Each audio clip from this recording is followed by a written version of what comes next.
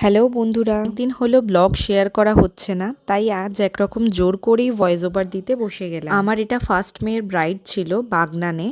ওই লাইনে ট্রেনের প্রচুর সমস্যা, তাই গাড়ি নিয়েই বেরিয়ে পড়েছি। এই যে পাশে একজন ঘুমাতে ঘুমাতে যাচ্ছে। ওখানে আমার টাইম দেওয়া ছিল 3:30, কিন্তু আমি 3টের মধ্যেই ওখানে পৌঁছে গেছিলাম।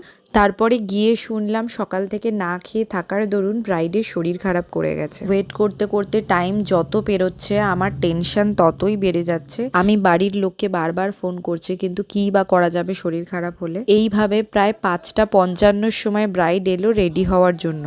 আমি এক মুহূর্ত দেরি না করে কাজ শুরু করে দিলাম। আমার ব্রাইড কিন্তু খুব শান্ত ছিল। যতক্ষণ বসিয়ে রেখেছিলাম একবারের জন্যও বলেনি দেখি কেমন করছো, আয়না দেখবো, ঘুরবো, কিচ্ছু না, একেবারে চুপটি করে বসেছিল।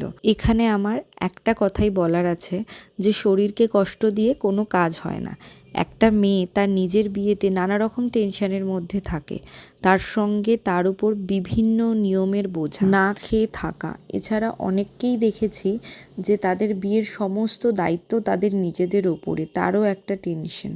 তো এই সব নিয়ে ব্রাইডের শরীর অসুস্থ হয়ে যায়। তারা নিজেরাই নিজেদের বিয়ে ভালোভাবে এনজয় করতে পারে না। তো বাড়ির বড়রাই কিন্তু পারে এই নিয়মের বাঁধন থেকে তাদের মুক্তি দিতে। কি বলো?